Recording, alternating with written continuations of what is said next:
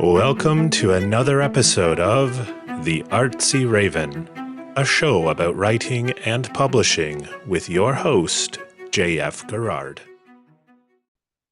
Welcome to another episode of the Artsy Raven. Today our special guest is Roxy Dunn. So Roxy's debut novel, As Young as This, was a best book of 2024 in the independent Harper's Bazaar, Stylist, Cosmopolitan, and Sunday Times style. She is also a screenwriter and an alumni of the BBC Comedy Room. Her scripts have been optioned by several production companies, and her pilot, Useless Millennials, was commissioned and broadcasted by the BBC Radio 4. Wants and Needs is her second novel, which we'll be talking about later in this podcast. So welcome, Roxy. Thank you. Thank you very much for having me. It's my first Canadian podcast. So can you tell us a little bit about yourself? Yeah, absolutely. So I'm an English author and I live in Hackney in London. And my route into novel writing was slightly convoluted. So I trained as an actor. I always wanted to be an actor and I went to drama school. And then when I graduated, I found I was not working a huge amount, as is quite common for actors. And I was getting quite frustrated. So I think within sort of a couple of years of graduating, I started writing my own material. And I took that with a comedy partner up to, you guys know the Edinburgh Fringe, the Edinburgh Festival. Yeah, we have The fringe Yeah, festivals here too, yeah. yeah. Well, so this one in Edinburgh is massive, and lots of people go up every summer and perform there. And myself and my comedy partner took a play up there, and I think it was around 2016. And it was a comedy play, and it did quite well. And then off the back of that, we started to get meetings with TV producers and executives. And so I kind of went from the playwriting side of things to the screenwriting side of things. But then I felt myself getting quite stuck there because what was happening is I was getting ideas optioned, but I was struggling to get them commissioned, or the option was running out before they were being, further developed. So I was feeling quite frustrated, and this was probably all around 2000 and maybe 19. And I also simultaneously realized that I actually wasn't watching a huge lot of television, which was the medium I was trying to write for. And I realized I was just reading books all the time. I think I wanted the kind of escapism, and the separation from what I was doing for my career. And it was at that time I sort of took stock and thought, well, hang on, I might just have a go at writing a novel then. So I did write a novel. It didn't get published. It didn't actually even get an agent, but I got nice feedback. So it made me think, okay, you're getting encouraging comments on The Voice, but it's just structurally and sort of plot wise, it wasn't really there.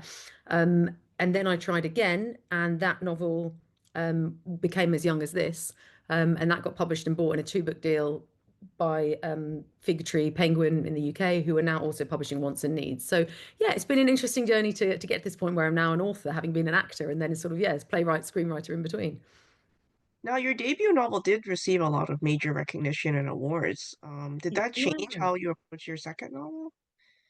No, no, because actually I had, I was advantaged in the fact that I had written a lot of my second novel by the time the first novel had come out, in fact, because there's such a lag in publishing, isn't there? So I got the book deal in 2022, and by the time As Young as This came out in 2024, I certainly had an early draft of Wants and Needs. I mean, it wasn't signed off on, but it almost was, I think, actually. So I think that helped, that I kind of could shut out the noise, because actually the noise didn't even exist at that point. It wasn't even out on the shelves. So yes, that probably was quite useful. Now, I don't know much about the BBC Comedy Room, so can you tell us what that's about? Yeah, so that was a program that it's very competitive, but we managed to get in, my comedy partner and I, off the back of Edinburgh again, off this play that we produced, and the man responsible for selecting the writers had come to see the show. So he put us onto it, and there were about 12 of us, and I think it ran for about maybe 6 sessions, and we had tutorials in between, and we essentially got mentored, and we worked on, yeah, comedy scripts, because it was the comedy room. They do a drama room as well. And we were taught, I mean, some sessions took the form of kind of, not lectures, but there were people coming in, guest speakers, and kind of talking about, structuring a sitcom. And then there we ended up submitting a sitcom or a 30-minute comedy pilot as a result of the sort of the culmination of the course. and it was workshopped with somebody. I think they were all professional writers, or they were in-house at the BBC. So yeah, I mean, it was a really good scheme. Nothing tangibly came out of it for me personally, but it was, yeah, it was a really nice experience. Great to meet the other writers, and some of them were sort of straight comedians, so it was an interesting mix of people on the course. Okay. Now, was this something you have to apply for? Is it like school? Like So you have to pay? normally, no, it was Okay. absolutely didn't pay for it. But that's right. People applied. There were two ways in. Either you applied and it was, I mean, a stupid amount of submissions in the thousands, or very luckily, like us, we were put onto it as a result of people having seen our Edinburgh show. Okay. Now, were there what do you think was the biggest challenge so far after you sort of broke into screenwriting and publishing? I guess you said the options probably is getting it done, right? Yes, it's funny actually because I have found novel writing to be such a pleasant experience in the whole publishing industry so far. I've had such a positive experience, and I found the television industry to be so grueling and just so sort of getting stopped at every point. And I've got friends that write for television, and it's just the amount of time things spend in development. I mean, it's just years and years and years.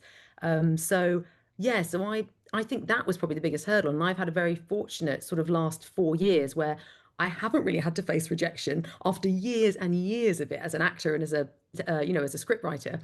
And suddenly I'm thinking, gosh, this has been lovely. So I think, we'll see what happens next. Because also this was a 2 book deal. So there was a kind of a guarantee they'd publish it. But either now I've got to go back to screenwriting or write a third novel. So, I probably will end up facing that rejection again. But it has been a lovely break from it, shall we say. Yeah, I wonder if it's because television's so much more expensive to do everything. It Yeah. absolutely is. If you think about it, there's Yeah. just so many more books that can be published than television shows that can be Yeah, made. So of yeah, course. yeah, yeah. Okay, let's talk about your book about wants and needs. So, what inspired the story, and how did you develop the character of Misty? Yeah, so I suppose there's two parts to that. So in terms of the inspiration, it was funny. It's almost my starting point for writing the book was almost the exact opposite to where we meet Misty at the start of the book. So whilst her engagement gets broken off in well, I mean, there's no spoilers in essentially the first page.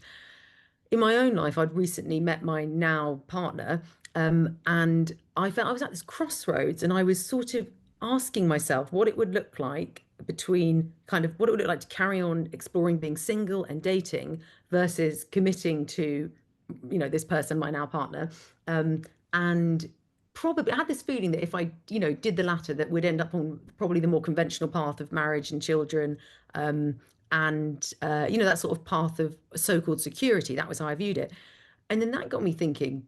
Well, actually, hang on. How much of a security is that path? And actually, can any love or any form of relationship offer a guarantee? And that was actually the starting point for the book. That was my kind of right. That's the question I'm really interested in answering.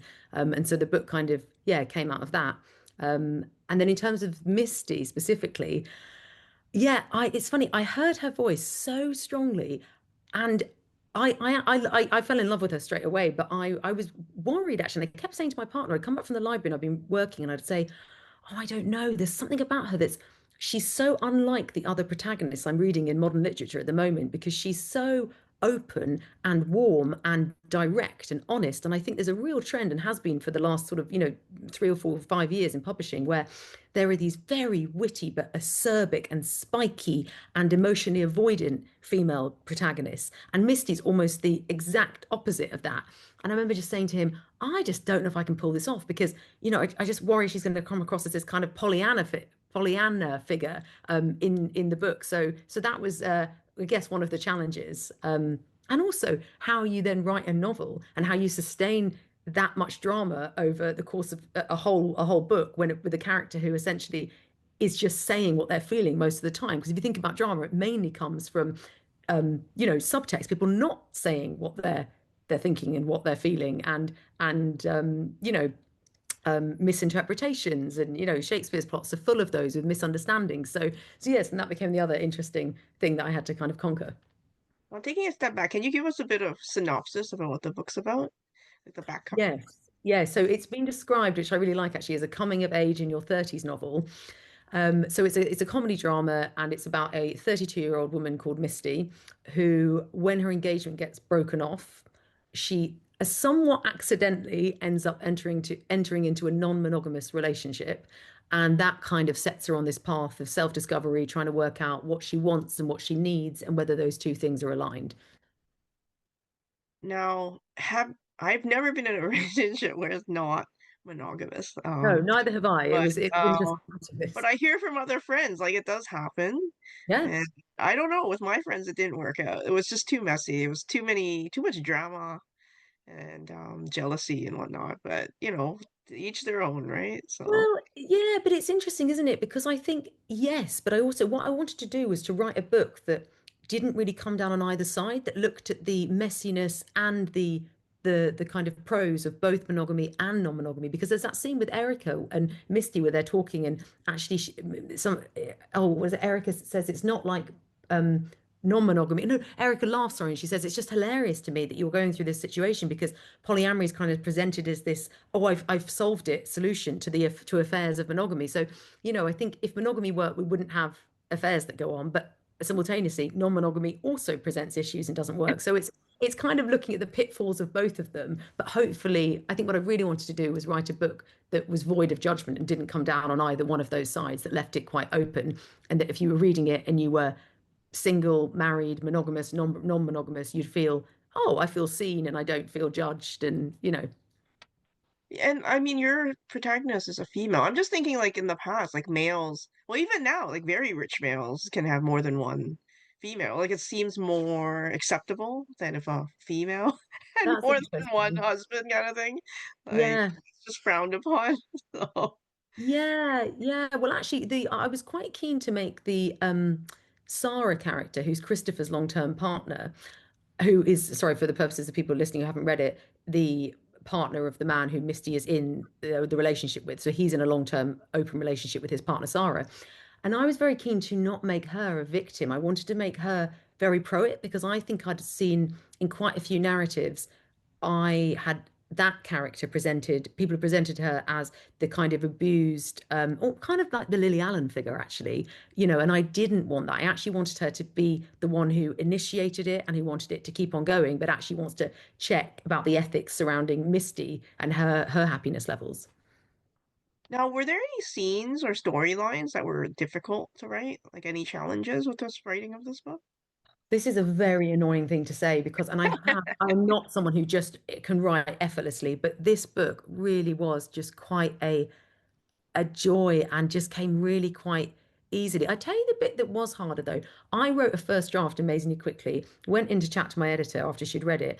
And actually at that point, she said, look, certain things are not working, and started. At that point, I had to go back into the book and shift lots of sections around. I mean, I remember Barney, there were whole chunks of Barney because I sort of felt like I had good lines and stuff. And she just said, I don't care about Barney. He's done within the first page. Just I want as little of him as possible. So I just slashed through that and cut through that. So perhaps actually it was the bits I'd written that I had to kill. It was the killing my darlings that was probably the Mhm. hardest bit of this process. Okay, now what do you hope readers take away from your book? Yeah, well, I think in a way we just touched on that because it's the feeling seen and not feeling judged. I would like to have written this book that people think, okay, she explored both angles, but she didn't come to a neat conclusion.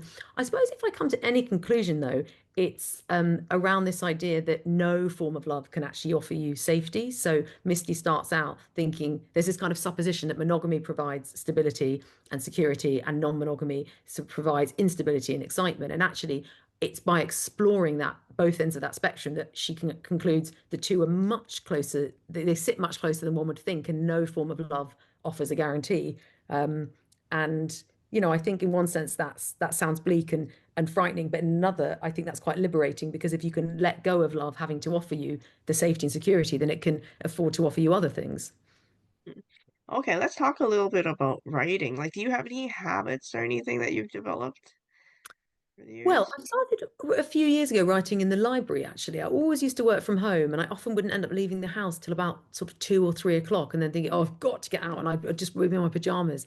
And actually, there's something about, even though the library is close to my house, there's something about getting showered, getting dressed, and getting out of the house that I find very helpful. and I just went back to the library. In fact, for the first time since giving, so I had a daughter 7 months ago, and it was my first day back in Congratulations. the library. Thank you. The other day because she's just started nursery, and I thought, oh, here we go, I'm back. Because there was something about actually sitting down in that space. Cool. Now, do you have any advice for writers that are starting out today? Um, I think, I mean, it took me a huge amount of time to where I've got to get to where I've got to. And I do think it sounds just sort of a bit of a cliche, but perseverance is just so key, right? I mean, I think timing is key, and I think talent is key, but I think you have less control over those factors, whereas the one you can control is your kind of discipline levels. And I think it does take an enormous amount of discipline to be a writer. And in fact, the more the discipline also feeds into the talent because the more you do it, the better at it you get. So even if you don't start off with oodles amount of innate talent, the more you work at it, yeah, the quicker progress you'll see as well. So I do think it's about just showing up. I'm not even one of those writers that says every day because I absolutely don't do it every day. But when I'm in the swing of things, I sit down and I do it because it's a job. Now, were you given any advice that was really useful to you from other people? Somebody once told me, and it was very helpful actually. This was a television executive, and he said, if you get given a note and you don't agree with it, that's fine. But you should observe where in the script somebody gave you the note because it may be that something is not working. It probably is that something is not working in that specific area of the script. Even if the specific note is wrong, there's something that's malfunctioning around that point, which I found very, very useful. Yeah, and I've employed that in novel writing as well. Okay. Now, you're going to do a bit of a reading for us. So can you Yes. Oh, yeah. give us a bit of context before you start reading? Yeah, although actually, in fact, I'm going to read from the beginning, so I don't think it needs more context. I mean, I gave you the blurb, as it were, the pitch. So yeah, I'll just kick off from the start. Sure. Great.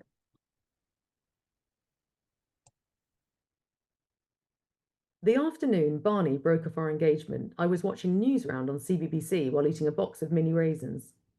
He walked into the living room where I was sitting on the sofa with my post-surgical knee encased in its leg brace and asked, "Why are you watching that?" He was frowning as he said it, and I could tell he disapproved. I told him I was curious to know what was going on in the world, but that I was finding the adult news overwhelming, and that this was my temporary slash potentially long-term solution. "That's just called the news," he said, sounding embarrassed even though there was no one in the room with us. "Not the adult news." I said if we were rating offences, then my extra word insertions scored pretty low in comparison to present war crimes, and asked him to pass me my glass of orange squash, which was slightly out of reach. As he handed it to me, he frowned again and said, "I think you need to grow up." This wasn't the first time he had said this. 10 months earlier, he had said the same thing, although that time he had said we and referenced the fact we often spoke to each other in a cartoon voice that had begun as ironic and sporadic, and at some point had stopped being ironic and sporadic, and that we now had so many bits and skits and in-jokes that it had started to feel as though we were children, and maybe we ought to see someone, like a couples therapist. I had laughed out loud and said, "That's what grown-ups do." In that moment, I felt he had a point, but pointed out that neither one of us had any spare money to pay a professional to essentially teach us to be less fun.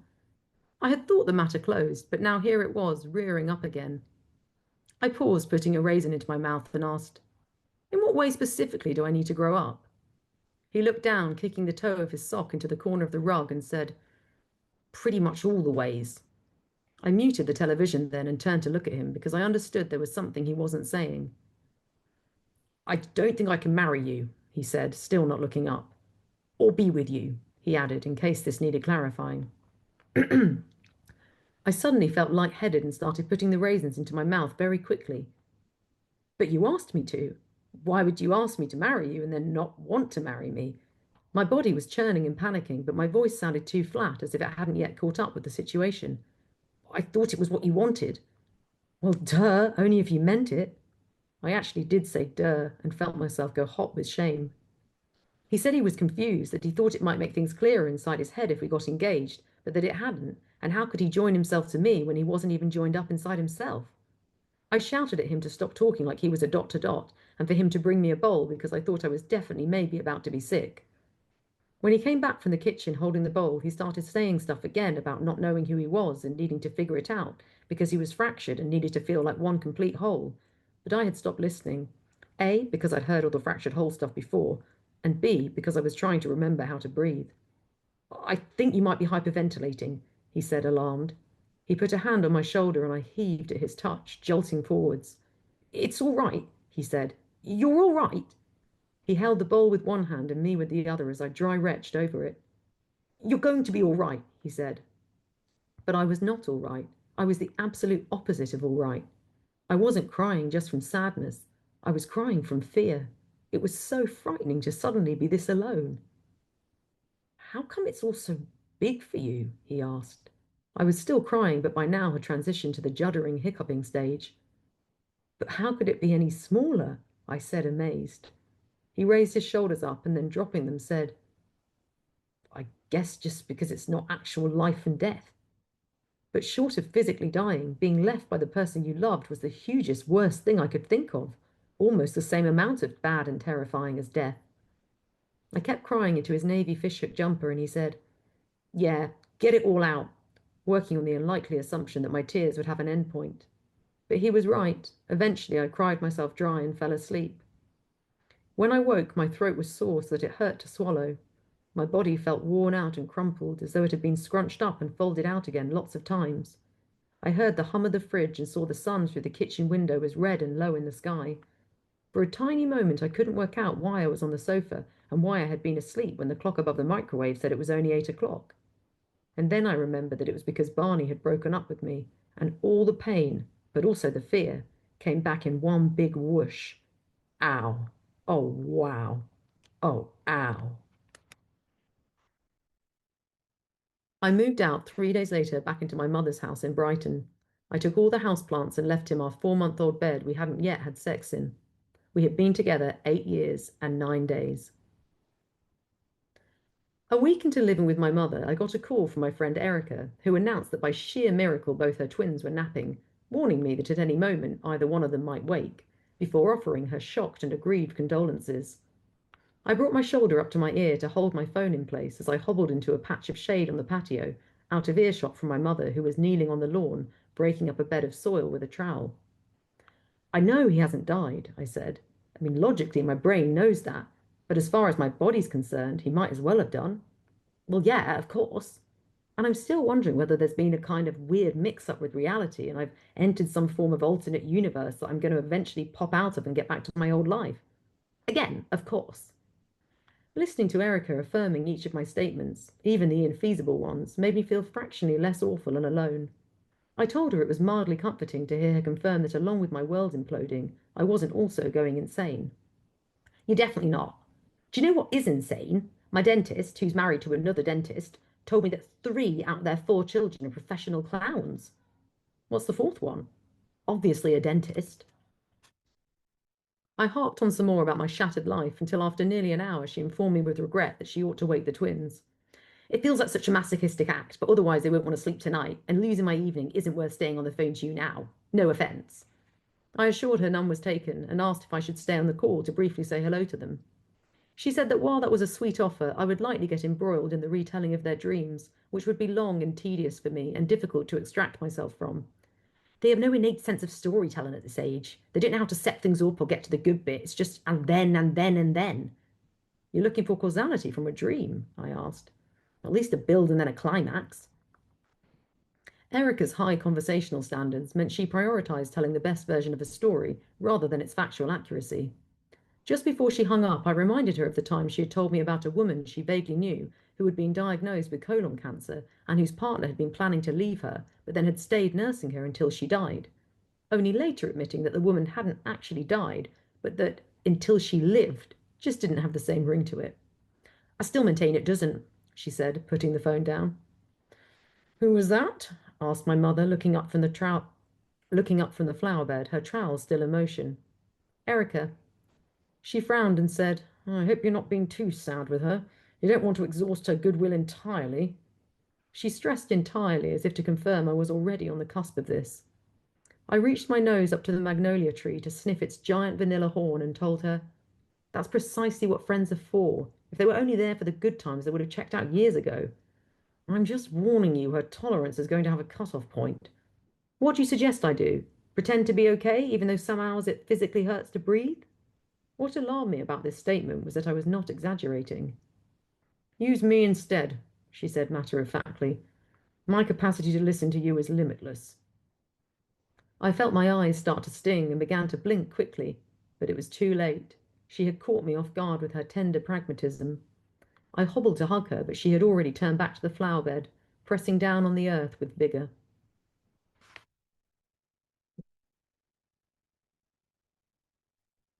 Well, thank you very much for taking the time to speak with us today. You're very welcome. It's been an absolute pleasure. The Artsy Raven is produced by Dark Helix Press. Introduction voiceover by Chris Gorman. Music by Tim Moore. Please access your bonus content on the Patreon website. Thank you very much for listening, and please stay safe.